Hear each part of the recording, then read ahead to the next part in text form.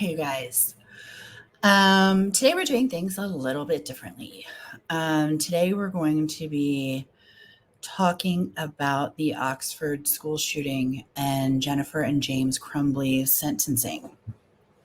Normally we would do this live and LFT would be with me, but this is a personal one for me because I had family in the school that day, and I actually asked LFT if I could cover this one on a pre-recorded. The reason I'm doing pre-recorded is because I think we know that I get distracted easily, and I'll start reading chat, and I'll go off, and I'll tell stories, and I want to get through this. I know what the outcome was. I have heard that I should watch Jennifer and James' statements that they gave to the court. I will not watch publicly, but will privately watch the impact statements. The witness impact statements are something that should be done with reverence and respect. And that's not for YouTube. That's what I choose to do. The Crumbleys I don't give a shit about. So we're going to see my reaction in real time to their statements and what the judge had to say when she sentenced them to a minimum of 10 years each. I think that's beautiful. I think if they want to go 15, we can make it an auction. I'm okay with it. When your family's impacted the way that ours was, it leaves a scar on not only the person that was there, but everyone that person knows and loves. I know a lot of behind the scenes stuff that I would never discuss. I know a lot of pain and frightened feelings and things that went on that day that aren't the general public. So I have a little bit of a different, I come from a different place. I am from Michigan. Go Blue. I love my Michiganders. I love my family more than anything. And I thought this might be therapeutic for me. Sorry to sound like a narcissist there. But I need to get some of this anger away, and then I never want to talk about or see these awful humans again, ever. Jennifer and James Crumbley can rot wherever they need to rot. I know at least we know that for the next 10 years, they are going to be uncomfortable in their circumstances. Madison, Hannah, Tate, and Justin, their families, they're in prison. They're in real prison. Jennifer, James Crumbley, Ethan Crumbley, they're uncomfortable. The victims that were there that day, the ones who lived through the horror, the frightening, the things that I can't even imagine, those people are in prison. They talk about heroes, the police and EMTs, and they were. But the real heroes were the teachers, the staff, and the people that kept the kids safe. The general public who jumped in, who didn't have kids at the school, but just went to places where they knew the kids would be to feed people, to help people, to comfort and guide wherever they could. That's the Oxford, Michigan I know.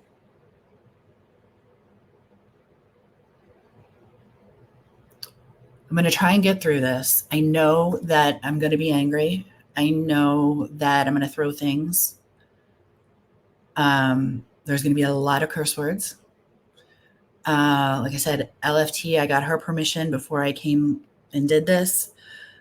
Because it is a personal matter, I requested to do it privately. as I am easily distracted, and there's no one even here. I'm going to be drinking my water. It should be Jack Daniels, or I don't even drink. I don't drink. Who are we kidding? I don't drink. I should.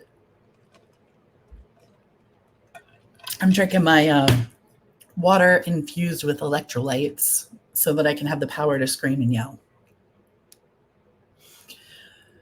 There will be uncomfortable laughter, and there will be, I don't have any notes. I don't have a script. This is just my pure reaction.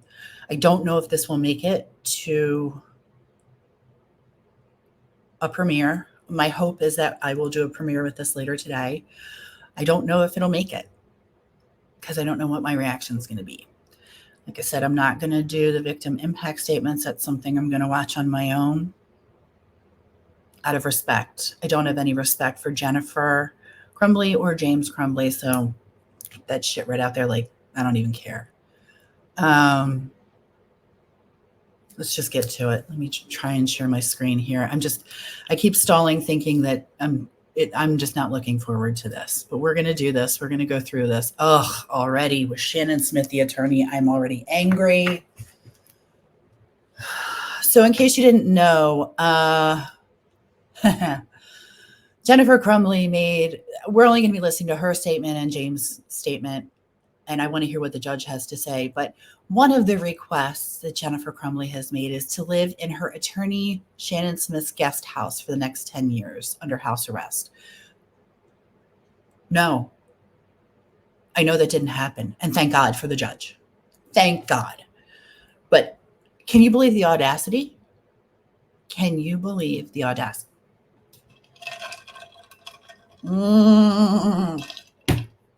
Drink if you know. All right, let me change the layout here and let's get started. Court TV is where we're watching this from. You can see that. I don't want to block any logos. I don't want to get in any trouble. I just want to react to this video and get it over with. These people piss me off. You're okay? Okay. I don't know if I'm allowed to. Okay, it's okay. She said she's okay. It's okay. Go ahead, Ms. Funk. I sit here today to express my deepest sorrow for the families of Hannah, Tate, Madison, Justin, and to all those affected on November 30th, 2021. The dragging weight this has taken on my heart and soul cannot be expressed into words. Just as I know there is nothing I can say that's going to ease the pain and suffering of the victims and their families. There's a quote I heard that rang true. Grief. For those of you who understand, no explanation is needed. And for those of us who do not, no description is possible. I've taken countless nights of lament over the anguish and shame I carry, knowing what my son did, the harm he caused to innocent lives, the families, and to the entire Oxford community. I pray all the victims are the embodiment of God's mercy and peace, and that He heals your broken spirits. Mm-hmm. When I was on the stand, I was asked if I would have done anything different. I was horrified to learn my answer I would not have was completely misunderstood. No, it wasn't. That answer is true because my son did seem so normal. I didn't have a reason to do anything different. Your son seemed so normal. Your definition of normal and mine are continents apart. That kid was not normal. I know people that knew him for many, many years. Not normal. This was not something I foresaw. That was the intention of my answer and how I interpreted the question. You know why you didn't foresee this? Let me you didn't foresee this because you didn't have any contact with your kid. You barely knew what the hell was going on. I bet you if I asked her what was going on with your horses, though, or your side piece, you could tell me all about it. But your son, you couldn't tell us about? Tell me, Lord, that she takes some form of responsibility, please. With the benefit of hindsight and the information I have now, my answer would be drastically different. If I even thought my son could be capable of crimes like these, things would have absolutely been different. Even worse, when I learned during the police investigation that he had been planning a school shooting before November 30th. You can't touch your kid. He was not the son Dang. I woke up, he was not the son I knew when I woke up on November 30th. The Ethan I knew was a good, quiet kid. He loved his pets, family vacations. My husband and I used to say we had the perfect kid. I truly believe that.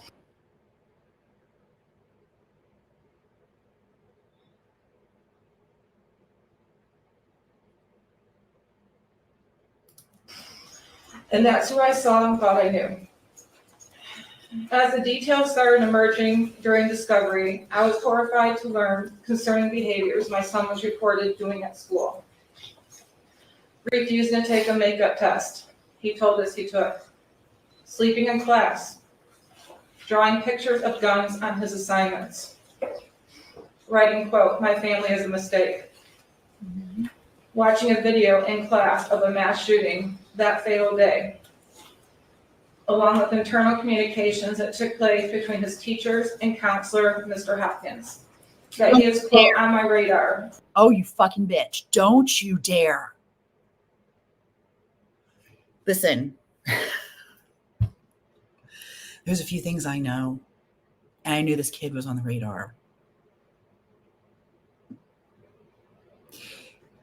They chose to ignore. Ooh, I'm trying. Lord, help me. And, quote, "He seems to be having a rough time," was never disclosed to us, his parents. The school claimed this was not abnormal behavior because of the pandemic and Oxford being a, quote, "gun community." To say I was furious to learn this information is an understatement. This is not normal behavior to us and very different than what Ethan led us to believe was happening at school. Now, So what you're saying is your kid lied to you? Oh, the horror. You can't imagine a teenage boy lying to their parents. Maybe if you weren't fucking around with your horses and your boyfriends, you'd probably know more about your kid. Just saying. only were you left in the dark about previous concerning behavior, but in the counselor's office that morning, none of those previous issues were brought to our attention. I can't stop thinking, had they been, the conversation that morning would have been much different. You asked if that was all in the middle. Oh, is that it? Is that it?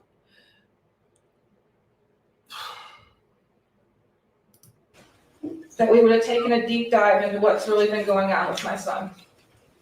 You should have I known. wonder if Hopkins and EJAC have those same regrets too. Instead, we are led to believe, not only from Hopkins and EJAC, but from Ethan as well, that this was an isolated event. We felt confident in trusting the professional's advice to let him stay in school that day. Quote, he does not pose a threat to himself or others. It was suggested that him being around peers would probably be good. She didn't want to take him home. We agreed. She did not want to take him home. We were never asked to take him home that day. Oh, If that was discussed as the best course of action, we would have obliged. lies. The prosecution keeps saying we didn't give them the big picture that morning in the counselor's office. But what they failed to acknowledge is the bigger picture the school did not give us. She wasn't blaming the school. I'm not the same person I was prior to November 30th, 2021. No, you're worse now. This tragedy has changed who I am and has taught me some very valuable lessons. It's said in suffering we gain wisdom. I've also gained God. In the quiet hours of myself, I prayed to him about the deep impact this tragedy has had on the families and the endless pain no one should ever have to feel. For it is God who holds a true understanding of their pain. I've also learned to depend on him for peace and strength. Alone, I'm not strong enough. I've learned that we cannot tell or predict what will happen to us in this life. One day you wake up and everything can change. We can, however, decide what happens in us, how we take it. Is there anyone out there who hasn't had a day where they wake up and everything hasn't changed for them? Where you've lost someone, something, or something important has impacted your life that day? We all have that happen. There's a day in everyone's life, and sometimes several. Sometimes several. I don't know who disgusts me more on the screen here. These two together, they make me sick. What we do with it. And that's what really matters in the end. That's the test of living, is how we take the unimaginable, the tragedies, the raw hardships, and make them a thing of worth and beauty. There is nothing beautiful. There is nothing beautiful about this. Nothing. This is a tragedy. This is horrific. We're not going to turn it around. People lost their children because you and your husband didn't parent yours. Don't know if this is going to make it to the internet. I keep saying that, but I just don't know. I don't know if I can make it. I've also learned to never think this could not happen to you, and stereotype that bad kids come from bad parents. The prosecution has tried to mold us into the type of parents society wants to believe are so horrible, only a school or mass shooter could be bred from. Yeah. This is a very simple assumption to have. We were good parents. You were We what? were the average family. We weren't perfect, but we loved our son and each other tremendously. Loved? You don't love him anymore. Everything we strived for was to make sure our son had the best life we could give him, to grow up with traditions and experiences we had, to be the best person he could be. I know we did our best. The love I have for our son, mixed with regret for not seeing what was ahead, weighs heavily on me. My point is, this could be any parent up here in my shoes. Ethan could be your child, could be your grandchild, your niece, your nephew, your brother, your sister. Your child can make a fatal decision, not just with the gun, but a knife, a vehicle, intentionally or unintentionally. If there's anything the general public can take away from this, is that this could happen to you too. The tragedy has taught me the true meaning of unconditional love, as I watch my parents still love and care for me wholeheartedly, no matter what has happened. If there's nothing else I can do right in life, I do still love my son unconditionally, and perhaps that is my purpose. Your Honor, I don't envy the decision we have to make today. I understand this is a novel case, and punishment expectations are high, not just from the prosecution, but from all those affected as well. The heartbreaking journey these families have endured. Hang on, I have to back up. I missed the most important. I need to cross. Oh, she missed her note. The most valuable piece of wisdom I gained is the power of forgiveness. To forgive the prosecution for the slander and hate against me and my husband. What slander? Ms. McDonald, Mr. Keys, I have hated you with deep anger, but hate is too heavy of a cross to carry. I need to be set free of that burden and recognize that you are people just like me, imperfect, but a child of God. I know He wants good things to happen to you, and in any conflict, whatever the circumstances, He is there loving both sides. To the victims and the families, I stand today not to ask for your forgiveness, as I know it may be beyond reach, but to express my sincerest apologies for the pain that has been caused. Thank God she actually did that. It should have been the first thing. I don't envy you in the decision you have to make today. I understand the punishment expectations are high from all sides. This heartbreaking journey families have endured is more than anyone should have to bear and acknowledge in its full depth. My time in confinement has been filled with deep remorse, regret, and grief over this tragedy. Good. I have taken this one day at a time, trying to survive, navigate, and cope with the endless heartache, pain, and grief I feel for the families of Hannah, Justin, Madison, and Tate. Oh my God. I've also lost myself over my son's wrongdoing. I've been shredded by the public opinion of me, shamed as a horrible parent, pained to be a terrible person. But the worst hell I carry is my own self-judgment, remorse, and deep regret. I've been criticized I don't show emotion. I'm unsympathetic. I don't cry enough. But alone I grieve. And if you were to look into me internally, you'd find I've died on the inside. I will be in my own internal prison for the rest of my life. Your Honor, I'm asking you to take consideration that I have been locked in a cell 23 hours a day, essentially in solitary confinement, for over 28 months, and that the court finds a fair and just sentence for me. She's been locked in a cell for 23 hours a day for the last 28 months.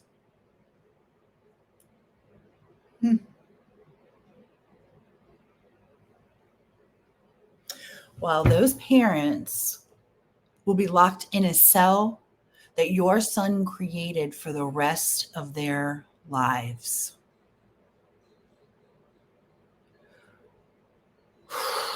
It is a good thing I didn't do this live because like I said, I don't even know if this is going to make it.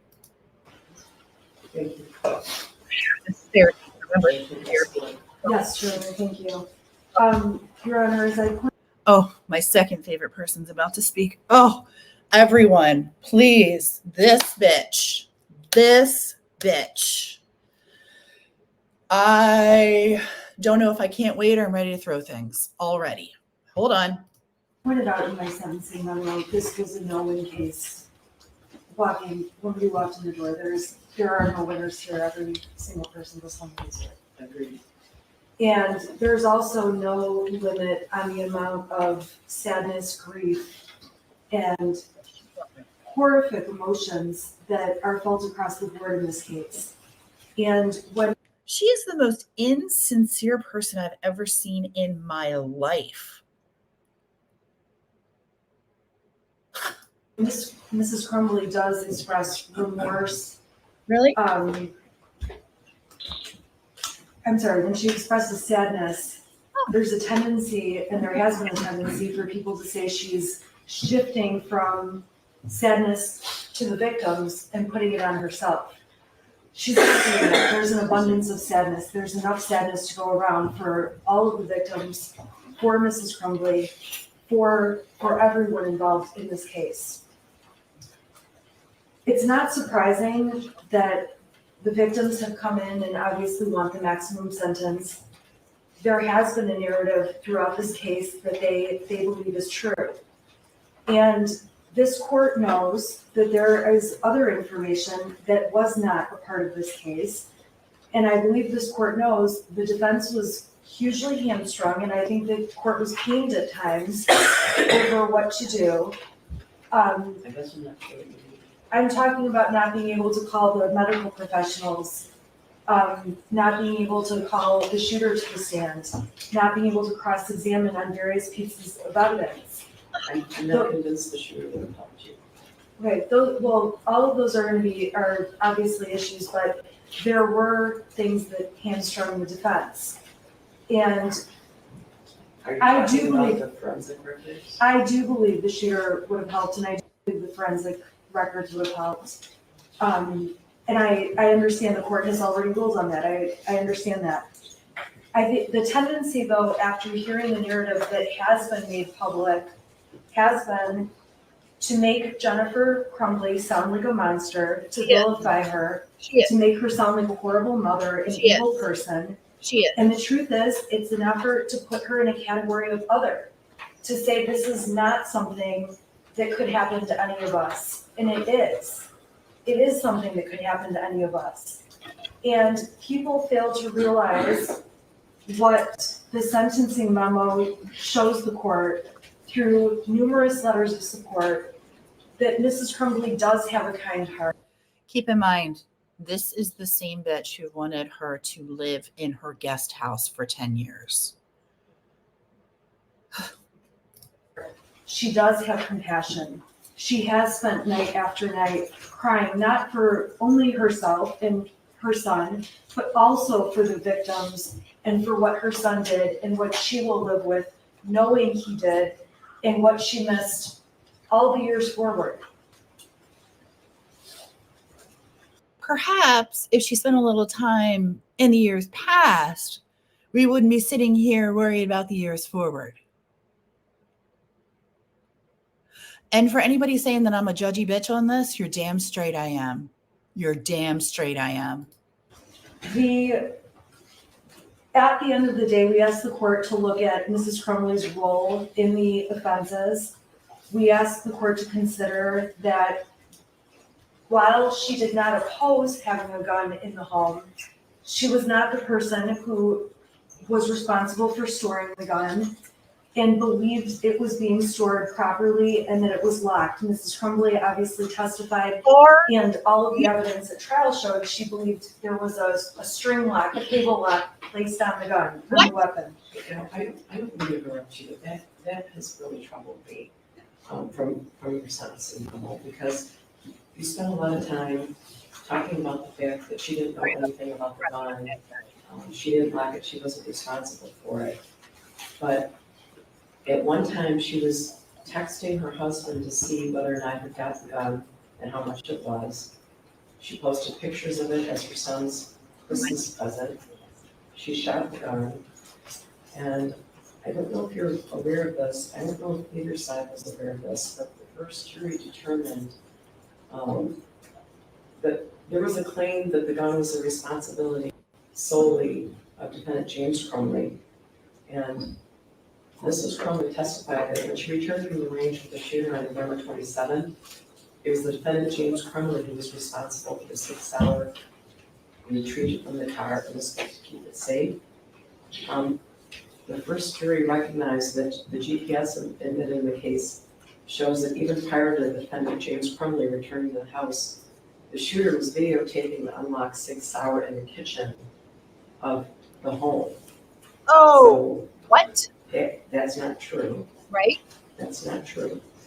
She also testified that a key to the cable lock was kept in the beer stein in the kitchen, but it's clear that the cable lock was clearly never opened. Never opened. Your Honor, first of all, the jury's finding about the timing of the GPS and when the gun video was made is not correct. The evidence at trial did not support that. We know that's not correct. Mrs. Crumbley left the gun in the car so that James Crumbley could put the gun in the house and store it correctly. That's not what happened. Mrs. Crumbley, No evidence. there were multiple cable locks in that house because there were there was more than one cable lock. There was not just the cable lock. Oh, girl. There was more than one cable lock because there was more than one what? What? I'm sorry, what were you going to say? More unlocked weapons? Let's just rewind that for a second. Just want to make sure we got all Crumbley could put the gun in the house and store it correctly. Mrs. Crumbley, there were multiple cable locks in that house because there were there was more than one cable lock. There was not just the cable lock that was on the Sig Sauer. There was more than one. I didn't recall that. There were not more than one found, but whatever Ethan Crumbley did with the cable lock from the Sig Sauer, we don't know. Throw Ethan under the bus again. Your Honor, okay. Now there's a mysterious one we never found. Actually, during Mrs. Crumbley's trial, Bullshit. it was not proven that the gun was not locked. I don't know what happened at James Crumbley's trial. You know about his statements. The gun was never locked. Whose statements? Mr. Crumbley's statements. That the gun was not locked. Mr. Crumbley and Mrs. Crumbley talked about how the gun had been locked. In all of the evidence I saw. Well, Look at her. Your Honor, obviously we have Go on. disputes. Somebody I lying. think the evidence has shown that she had no involvement with the gun. And I'm not saying no involved. I said she supported the gun. She didn't object to the gun. But when it came down to it, probation writes in her narrative that she taught her son how to use the gun. And it's very obvious watching the evidence in the trial that she was not the one teaching him how to use the gun. There's no evidence that she taught him how to use the gun.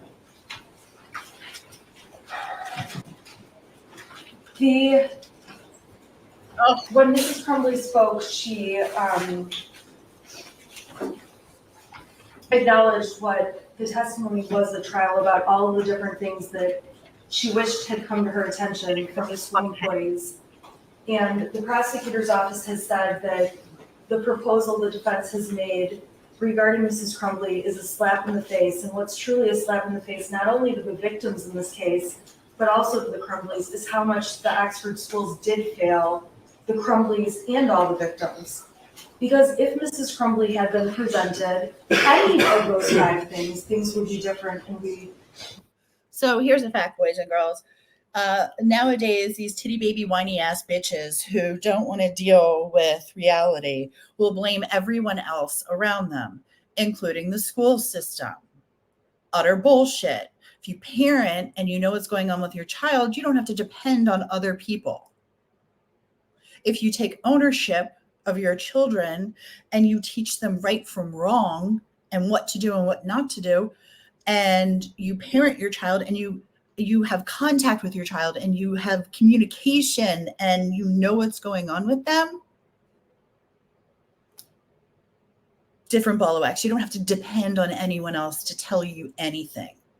You can depend on your relationship with your child. Oh my God. We would probably not be here today. Probably not. I am asking this court, I know the court of public opinion is running high right now. Emotions are running very high. There are many, many complicated issues with this case. It is a dynamic and different case than most cases. Mrs. Crumbley does have a good heart. This is a woman who had no felony history. She's a working mom who was very busy, did have a hobby. I don't think there's anything wrong with this. I'm just saying, largely the evidence at trial were some of those things. And Mrs. Crumbley did have an enormous amount of love for her son, and what she has been painted out to be in the media and throughout this case, and even throughout the victim impact statements today, is just not congruent with the people who know Mrs. Crumbley and know her heart. It's also not congruent with the text messages she sent right after the shooting about how she wished she would have died instead of one of the kids. I don't think the verdict was about how feeling she is or how sad she is. I think the verdict was about behaviors that led up to that day. Well, there has been an enormous amount of criticism about whether or not she's sad enough, and there was cross-examination extensively about whether she cried or not enough on the stand, or when during the videos that were played of police interviews and things like that. And then on the same hand, No, because in the police interviews, when they had her in there, she's in her phone. She's scrolling on her phone, scrolling. She couldn't be bothered. I don't doubt that they were open shot. I don't doubt that. And at the end of the day, though, when she did cry, there was an objection about crying. And so Mrs. Crumbley from the very beginning has been damned no matter what way she went. This was the most horrific thing that could have happened to the community, to the victims, to these families. You think? Absolutely horrific. You think? At the end of the day, however, it's a unique and complicated case, and that is why I proposed the sentence I did. I don't believe the sentencing guidelines. The sentence that she proposed was that Jennifer Crumbley live in her guest house. Take into account the very unique situation that we have in this case with a young man who will be in prison forever. I'm asking the court to keep that in mind, and please keep in mind the other arguments throughout the memo. I think you know that I read everything you submit. I do, and I appreciate that. Thank you. Do you want to respond now, or do you want to get the counter for the signing first? I prefer just to be able to respond once. Are you okay with that? That's fine, Your Honor. Would you like to address the court, or would you like the client to address the court first? Would you like to address the court? I would. Yes, sir. Mr. Crumbley will address the court. For the record, he does have something typed out that I typed out for him, so it's bigger, it's easier for him to read, Your Honor. You can't. No, she said she cannot. What's that? He would, Your Honor, there was some confusion about whether or not he could get his second handcuff off. I was just clarifying, the court said she cannot tell the I sheriff's want office. to, does he have to keep that? Yep. Yes. I was just clarifying, Your Honor, thank you.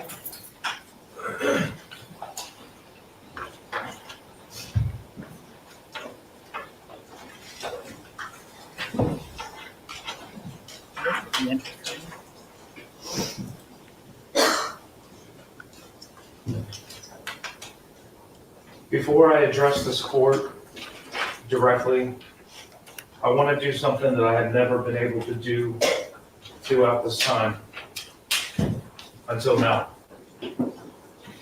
I want to say I can't imagine the pain and agony that for the families that have lost their children and what they're Start off experiencing and what they're going through. first. As a parent, our biggest fear is losing our child or our children. And to lose a child is unimaginable. My heart is really broken for everybody involved. I understand my words are not going to bring any comfort. I understand that they're not going to relieve any pain. And quite frankly, they probably just don't believe me. No, However, probably not.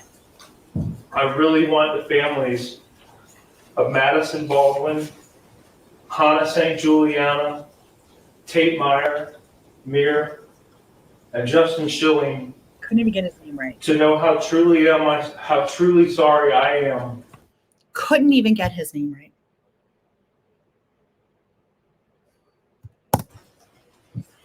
And how devastated I was when I heard what happened to them. I have cried for you and the loss of your children more times than I can count. I know your pain and loss will never go away.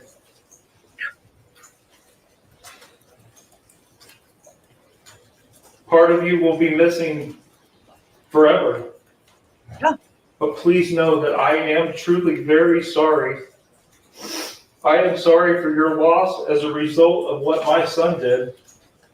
Okay. I cannot express how much I wish that I had known what was going on with him or what was going to happen. Because I absolutely would have done a lot of things differently.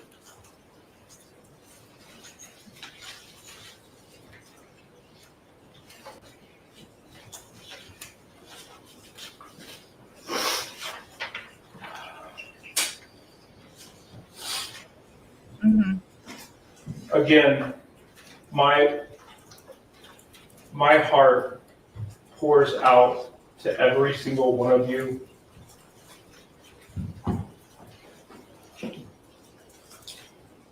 It really does. Judge Matthews, I'm not gonna overdo a lot of things that were already said. Mm-hmm. Good.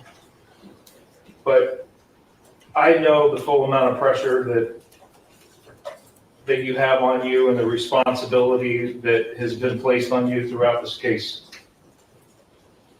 I have the utmost respect for you, and I'm simply going to ask that you sentence me in a fair and just way. That's your You job. presided over my trial and heard the evidence that was presented against me. You know that what my son did, I was not aware of, or that he was planning it, or that he obtained access to the firearms in my house. We were headed down a good path of what I thought someone who was going to take some responsibility. There's absolutely no evidence that suggested that. As my attorney has told you, I've been on lockdown for 23 hours a day. I've not been able to speak to my son since November 30th. And I have not been able to speak with my wife since December 3rd. When you were caught trying to run away, all zannied up. I know that I have experienced pales in compassion to what those families who've lost Yeah.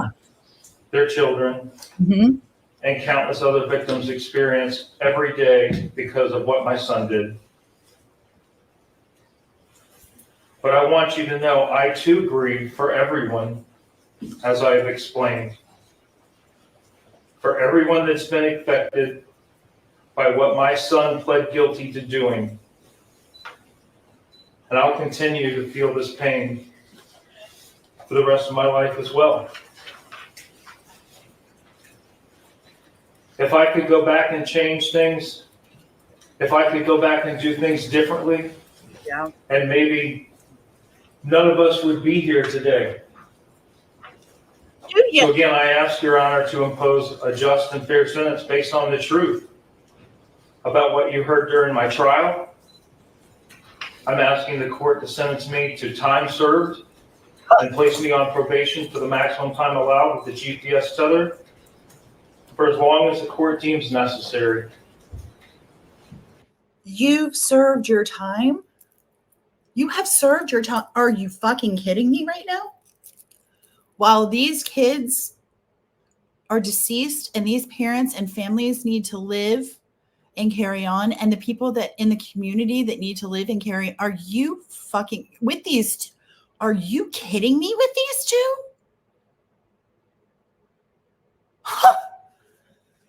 No wonder. I also want to address one last thing. And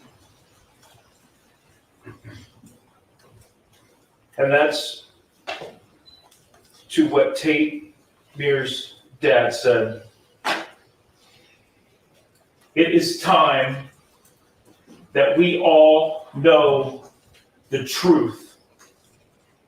We have been prohibited from My dog knows I'm upset. telling the whole truth. Sorry, you guys.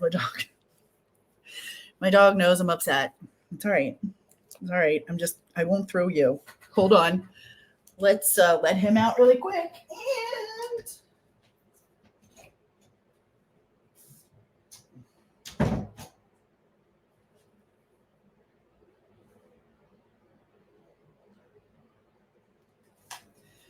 Oh my gracious. Okay, I'm so sorry. This is not going well for anyone, is it? We're going to quote Dad said, Dad. it is time that we all know the truth. We have been prohibited from telling the whole truth. The whole truth has not been told. Oh. And I'm with you, Mr. Muir. I too want the truth. Oh my God. Because you have not had it. You have not had the truth at all. Oh. The truth has not been presented to you. Oh my God. Thank you.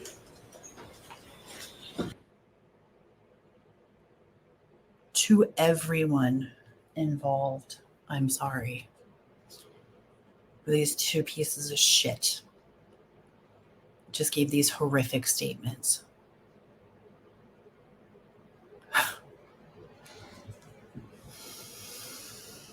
I'm so angry. Let's just go to, I don't.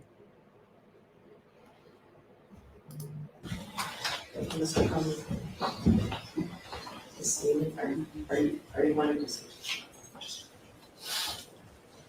Go ahead.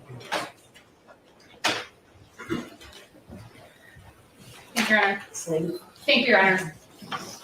I did submit a sentencing memorandum, Your Honor. I'm not going to belabor the points that I made in my memorandum, as I do believe that it was thorough. However, I do want to note for the court that, especially in statements that have been made about James, that he lacks remorse, that he doesn't feel bad, that he's trying to put off responsibility on everyone but himself. What did That you say? he allegedly made threats toward the elected prosecutor. Your Honor, in some of the same calls that the prosecution has tried to use and has quoted in their own sentencing memorandum and attached as exhibits to their memorandum, as I noted in my sentencing memorandum, Your Honor, James also said in those very same calls that he wished that he had known what his son was capable of. That if he had known, if he had been made aware of these things, if he had known that his son had obtained access to a firearm, then maybe he could have What do you mean obtained access to a firearm? You bought it with him. saved the poor children's lives. That maybe he could have saved a lot more than that. Your Honor, there has never been a time that James Crumbley has not acknowledged what happened in this case. He has felt horrific grief for not only the families, but for the people who have been affected. He's grieved for himself, for his own child. And while that may not be something that is a popular statement to make, he's grieved for the child that he believed he had. Not the child who pled guilty, but the child that he believed he had on the morning of November 30th when he dropped his son off at school. James could not have predicted what his son was going to do that day. He couldn't have predicted because he didn't know that it was going to happen. As James said, Your Honor, you sat through the trial, Judge. Further on that portion of it. You heard the evidence that was presented. You also know that there was no indication given in the evidence presented that James had knowledge of what his son was planning. Unutterable grief is completely understandable. I just want to get to the judge's statements. You guys. I'm sorry. I can't even listen to. Unutterable grief is completely understandable to hate everything associated with these proceedings. I spent both trials looking out at all the family members, and I wondered to myself, I was looking straight on at Mr. St. Juliana, whether or not he'll ever smile again. And that's very difficult. I'm very aware of my job in this situation, very aware of my job. To not be swayed by public opinion, by media, by any of those different things. I can't and will not pretend to understand the pain the families are experiencing, but I did sit through these trials with you. I saw what you saw, I heard what you heard, so I can and will offer my deepest and most sincere condolences for your unfathomable losses. It's as I just said, it's not my role, it's not the role of the court system to make an example of the defendants. However, it is a goal of sentencing to act as a deterrent. These charges are not jury edicts about gun ownership or keeping the gun in a private home. All of the jurors in both trials agreed that they understood that. Parenting is a complex job. Parenting practices around the world share the goals of ensuring health and safety, preparation for life as a productive adult, and transmission of cultural values. Parents are not expected to be psychic. But these convictions are not about poor parenting.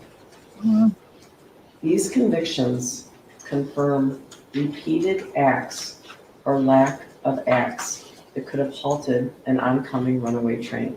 Yes. About repeatedly ignoring things that would make a reasonable person feel the hair on the back of their neck stand up. Thank you. Opportunity knocked over and over again, louder and louder, and was ignored. No one answered. And these two people should have and sure didn't. Sure didn't. Mr. Crumbley, it's clear to this court that because of you, there was unfettered access to a gun or guns, as well as ammunition in your home. You characterized yourself as a martyr and threatened the well-being of the prosecutor. Mrs. Crumbley, you glorified the use and possession of these weapons. Your attitude toward your son and his behaviors was dispassionate and apathetic. Your response to school staff after a 12-minute meeting was, "Are we done here?" See? During your trial, you announced that you wouldn't do anything different. I understand that might have been misinterpreted, but it did cut the victim's teeth. Oh. Because of both of your actions and inaction, among many, many other things, the world is missing out on a top college university will miss out on Tate's star quality football skills. I met Raina, who's wise beyond her years, and she's told us that among many, many other things, community will be denied Hannah's kindness, creativity, and sense of humor. Among many, many other things, the world will miss is Madison's kind and loving soul and the light that reflected her beauty both inside and out. Although a hero in death because of his organ donations that helped so many. We will never know where Justin, an excellent student with vast skills and interests, described as a mentor and a leader, would have left his giant imprint. Oh my God. The impact statements given here and the written statements provided to the court describe the cataclysmic impact the deaths of these children have had on their children. With regard to each defendant, this court has spent night and day thinking about this case, as you can imagine. I've prayed about this case, I've thought about this case, and I've considered the possibility for rehabilitation, the need to protect society, Mm-hmm. the penalty appropriate to the conduct and goal of deterring others from similar conduct. I have reviewed the pre-sentence investigation reports. I am, of course, sadly familiar with the facts and circumstances of these cases, as well as those surrounding each defendant. The advisory sentencing guidelines in this matter do not capture the catastrophic impact of the acts or inaction in these matters. The guidelines do not take into account the complete lack of insight both defendants have for their behavior to this very day. She nails The it. guidelines do not account for the severity of the circumstances in this matter. The guidelines ignore the survivors, including shooting victims Phoebe Arthur, Elijah Mueller, Riley Franz, Kylie Osage, Jonna Shudo, Molly Darnell, and Aiden Watson. They were deeply wounded, both physically and emotionally.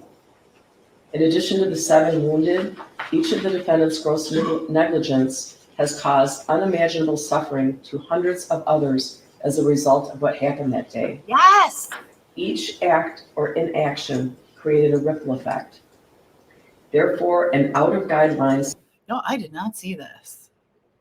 I did not see this. And this is what I was talking about in the beginning, how it affects. sentence is appropriate and proportional. The court uses the useful tool of the legislative guidelines, which embody the principles of proportionality, while also taking into account the nature of the offense and the background of each defendant. I believe that the following sentences would be in the best interest of justice and are reasonable and proportionate to the seriousness of the matter and the circumstances surrounding each defendant. With regard to Jennifer Crumbley, it is the sentence of this court, Ms. Crumbley, that you serve 10 to 15 years with the Michigan Department of Corrections. You will have credit for 858 days. State costs are $272. There's a crime victims' rights fee of $130. You and your agents may not have any contact with the families of Madison Baldwin, Tate Meir, Hannah St. Juliana, and Justin Schilling.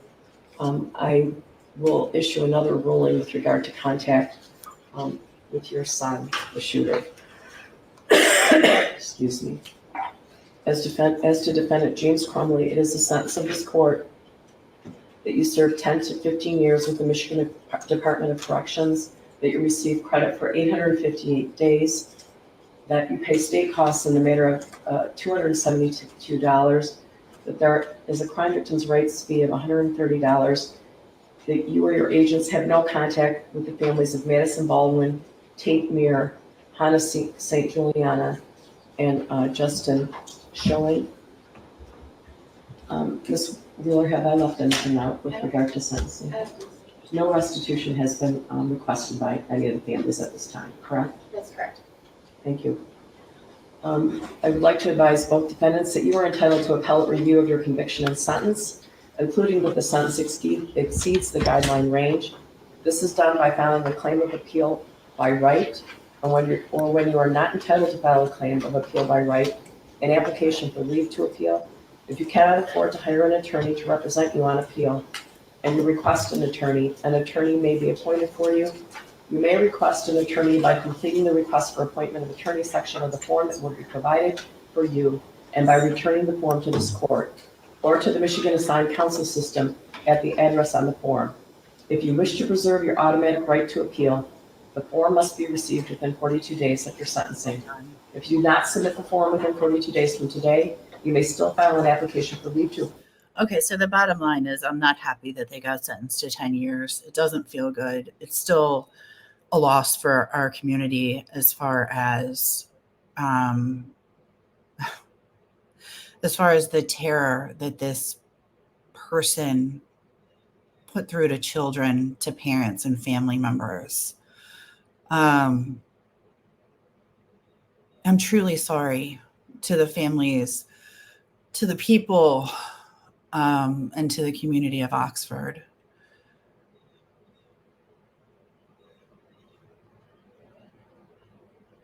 I'm sorry for my family, and I love you.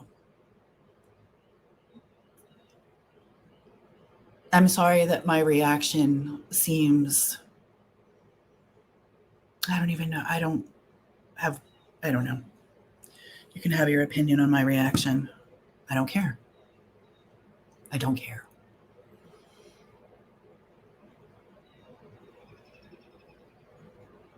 There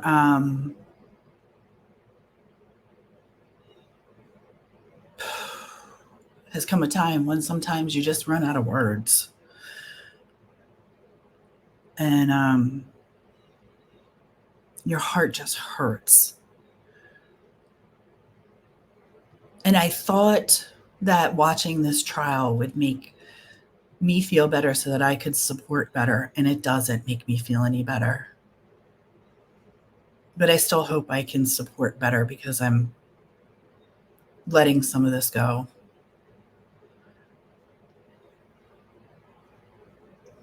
Thanks for tuning in and helping me process this.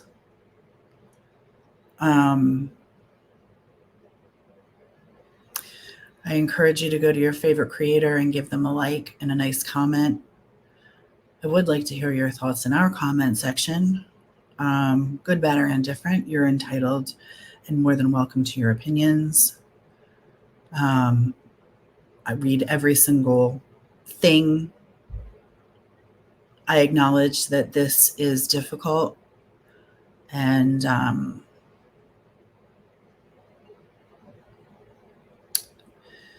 that I'm sorry for that